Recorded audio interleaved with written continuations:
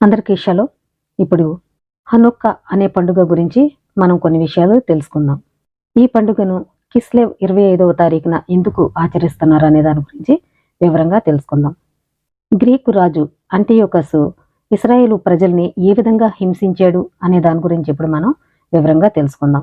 వారిని యాజకుడైన యూదా మక్కబీడు ఏ విధంగా ఎదిరించి పోరాడి గెలిచాడు అనే వాటి గురించి ఇప్పుడు వివరంగా మనం తెలుసుకుందాం. మక్కబీయులు మొదటి గ్రంథము 2వ అధ్యాయము 29వ వచనం నుంచి చూద్దాం. ఆ రోజులలో యూదా మతమునకు ధర్మశాస్త్రమునకు కట్టుబడిన నిష్ఠాపరులు కొందరు శత్రువులు పెట్టు ఘోర బాధలను భరింపజాలక తమ పశువులను పిల్లలను భార్యలను తీసుకుని అరణ్యమునకు వెళ్ళిపోయిరి. అచ్చట వారు నివసించిరి.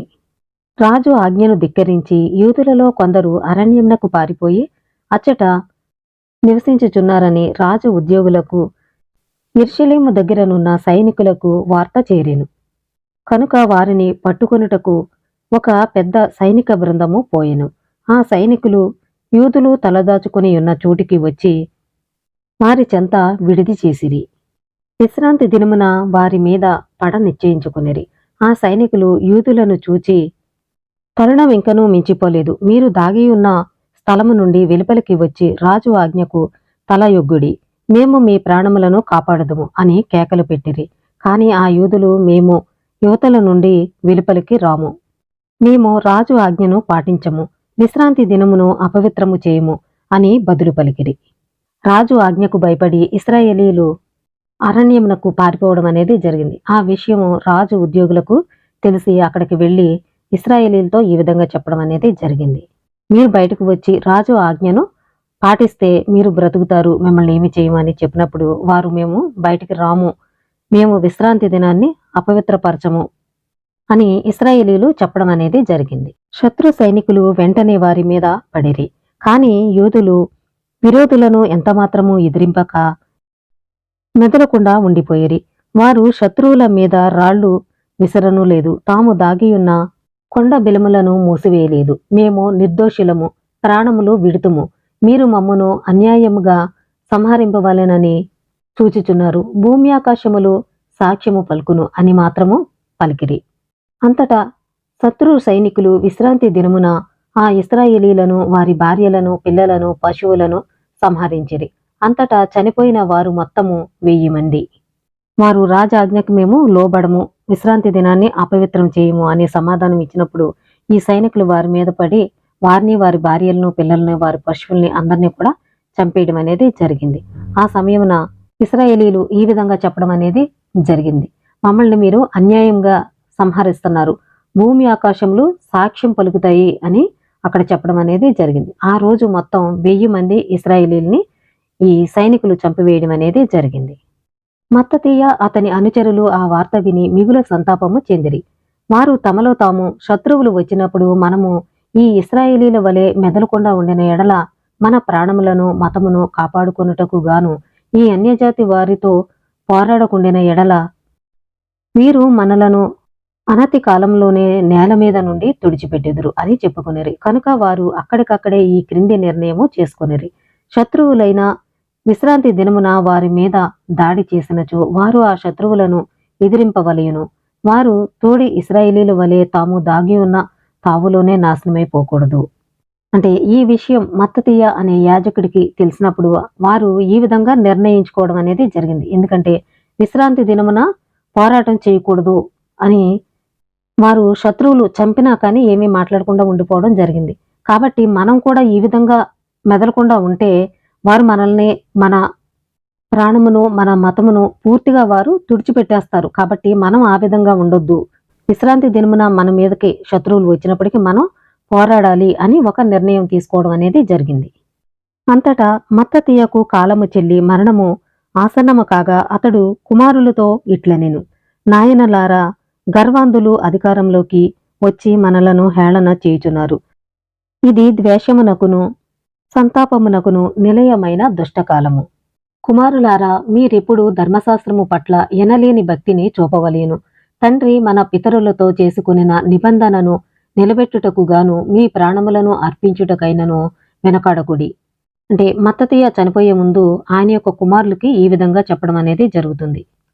ధర్మశాస్త్రం పట్ల ఎనలేని భక్తిని మీరు చూపించండి. మన పితరులతో చేసుకున్న నిబంధనను మీరు నిలబెట్టండి. దానికోసం మీ ప్రాణాలనైనా అర్పించడానికి మీరు వెనకాడొద్దు అని ఆయన ఆ కుమారులతో చెప్పడం జరుగుతుంది. ఇంకా ఏం చెప్తున్నారో చూద్దాం. మన పితరులు సాధించిన కార్యములను దృష్టికి తెచ్చుకోనండి. మీకును శాశ్వతమైన కీర్తి వచ్చును. ఎలోహిం అబ్రహాముని పరీక్షకు గురిచేయగా అతడు దానిలో నెగ్గి పుణ్యపురుషుడుగా ఘనతకెక్కెను. యోసేపు ఆపత్కాలమున ధర్మశాస్త్రమును పాటించి ఐగుప్తును ఏలెను. మన పితరుడైన ఫినెహాసు మహాభక్తిని ప్రదర్శించి తరతరముల దాకా యాజకత్వమును బహుమతిగా పొందెను. యెహోషువ ధర్మశాస్త్రమునకు విధేయుడై ఇశ్రాయేలీలకు న్యాయాధిపతి అయ్యెను.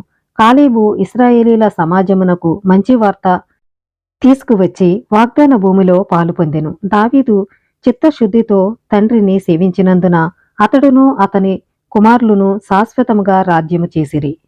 ఏలియా ధర్మశాస్త్రము పట్ల అపార భక్తి ప్రదర్శించి స్వర్గమును జోరగొనెను.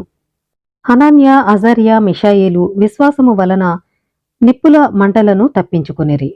దానియేలు శీల సంపత్తి కలవాడు కనుక ఎలోహిం అతనిని సింహంలా కోరల నుండి విడిపించెను. ఈ రీతిగా ఆయా తరముల యందు ఎలోహిం యందు నమ్మికయుంచిన భక్తులు తమ శక్తిని ఏమాత్రమును కోల్పోరైరి. మీరు దుష్టుల బెదిరింపులకు భయపడవలదు. వారెల్లరూను చత్తురు. నేడు వైభవోపేతంగా నున్నను రేపటికి వారు మిగలరు. వారెల్లరూ మంటిపాలగుదురు. వారి కుతంత్రములన్నీయు బొమ్మగును. మీరు ధైర్యంతో ధర్మశాస్త్రమును కాపాడండి. అప్పుడు మీకు కీర్తి కలుగును. మత్తతీయ చనిపోయే ముందు ఆయన కుమారులకి ఈ విధంగా చెప్పడం జరిగింది. వారు పితరులందరూ కూడా తండ్రి యొక్క ధర్మశాస్త్రాన్ని పాటించి ఏ విధంగా జీవించారు అనే వాటి గురించి వారి కుమారులకి అన్నీ కూడా చెప్పడం అనేది జరిగింది. కాబట్టి ధర్మశాస్త్రం ప్రకారం మీరు నడుచుకోండి, అప్పుడు మీకు కీర్తి కలుగుతుంది అని వారికి చెప్పడం అనేది జరిగింది. యూదా మక్కబీయుడు నాయకుడు అగుట 166, 160. యూదా మక్కబీని కీర్తి గురించి ఇప్పుడు మనం తెలుసుకుందాము.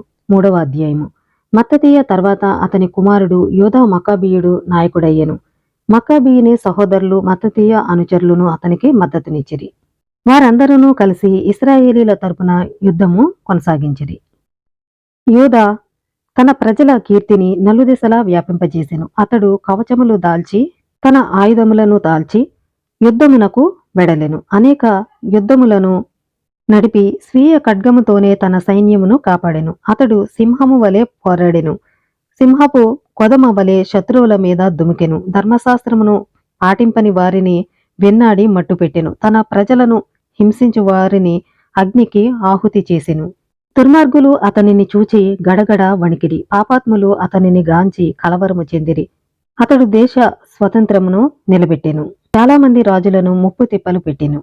ఈ విధంగా యూదా మక్కాబీయుడు వారిని జయించి మందిరాన్ని ఏ విధంగా ప్రతిష్ఠించాడు అనే విషయాలు మళ్ళీ తర్వాత వీడియోలో తెలుసుకుందాం. అందరికీ షలోం.